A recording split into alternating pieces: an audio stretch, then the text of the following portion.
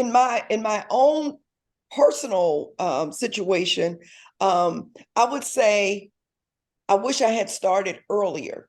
So Gotcha. a lot of this for me um, is learning as I was going along, and as I've learned information, I would act on it. So what I've said oftentimes in the past, from my context and history and you know all of that, most of our families did not know a lot about how to handle money or financial literacy. So we passed that down from generation to generation, and you can't do any better than you know to do. So as I started learning and actually looking back and seeing what some of the issues are and some of the problems have been, I started turning things around. And so I'm glad that I knew to do what I've done soon enough. You know what I'm saying? And I just Right. it had been earlier. I shared with someone yesterday, actually, a gentleman that has taught me so much about financial literacy, and he was asking me if I'm okay, and I said I'm really okay. I said I started soon enough so that I am okay. Am I rich? Am I wealthy? No. Would I like to have more? Absolutely. But I'm okay. And I think that's what's key, because one of the things that drove me to write the book are the statistics that are out there concerning widows. And one of the statistics says that most women who become widows will be in poverty just 5 years after the loss of their spouse. Wow. Um, and my thing is, first of all, that's not okay. Right. And secondly, It's amazing statistic what can we facts. do about this? And I think it has to be a conversation. I am not an expert in finance or anything like that. But once you have the basic information, I think it's required of us to help another female, another woman, another, think about these things. And what usually happens is we get excited about the wedding day and all of the bliss that goes with, and we're excited about, we're going to live our lives together, but we don't really take time to narrow down the specifics of what that life looks like and Right. the end of life. We don't want to talk about that. I know I didn't. When my husband would want to talk about when the day comes in, and I was like, I don't want to talk about that. And I wouldn't. I'd say I would shut him down every time.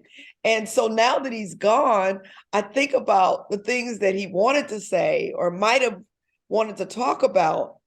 But I do feel like that my husband was a great teacher. I feel like a lot of the things that he taught me prepared me for this day. I never would have wanted to look toward this end, or I didn't. I feel like if he could have taught me and I could have the lesson and he still be here, but I wouldn't need the information as much if he was still Right. here. So it's not a way for me to um, rationalize his death, because absolutely I'd rather have him here. But I do feel like things happen for a reason. And somehow I've said so many times, God has jokes. This is unbelievable that I am now living what I was writing about, and actually become an example, if you will, of the difference in being prepared and not being prepared. Right. And I think, I mean, that's a really great point.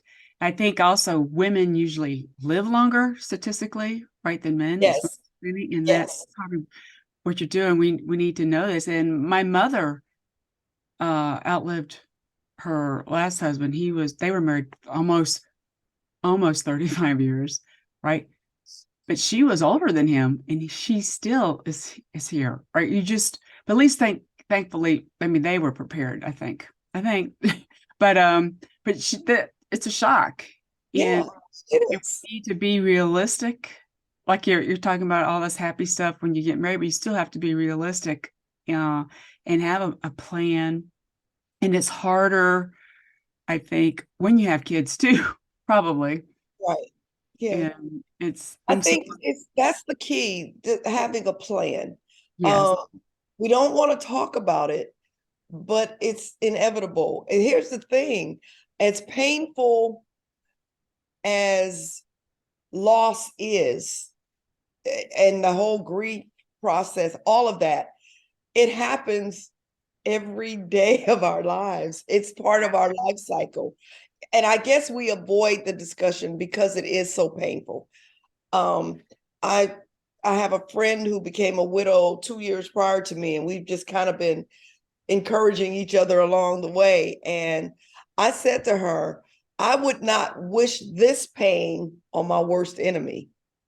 But at the same time, I feel like if I can help somebody, and this is sort of like information that I believe women should have prior to. This is like a before. This you get this. I think this should be included in marriage counseling, that's the financial point. literacy. Yeah. I mean, so that you're planning. This is stuff you can plan and put away. Like you need to have an insurance policy. Don't get married and there's no insurance policy. You know, Right, you're gonna spend money on something. And usually it's gonna be on the things that you want and not always what you need. You right, need life insurance.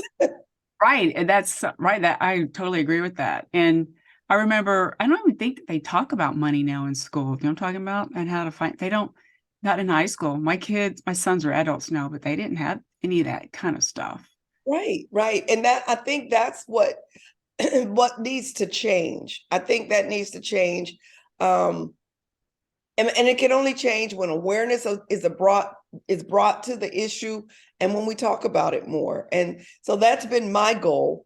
And the book just kind of a guideline to give a sense of direction and point you to even the professionals that you need to have, in your life to help you walk through all of that. You need an attorney, you need somebody that deals with finances, Right. you need all of these people to help you so that when this day comes, you're not scrambling and you're not, I was thankfully able to just have somebody, my brother who always works with families with funeral homes and all that kind of thing, and when he was there by my side, I was like, I couldn't think straight. I couldn't think about, when they had questions that needed to be answered. I was like, I'm talking to him only, and he'll take care of everything. And because I had the insurance policy, I didn't have to drag things out, or I didn't have to wait, or didn't have to deal. There's a policy. Show the funeral home the policy. They know what it is, and so when I say I want this, and this, they know it's going to be paid for. Right. These are the realities of someone passing. It has to be paid for.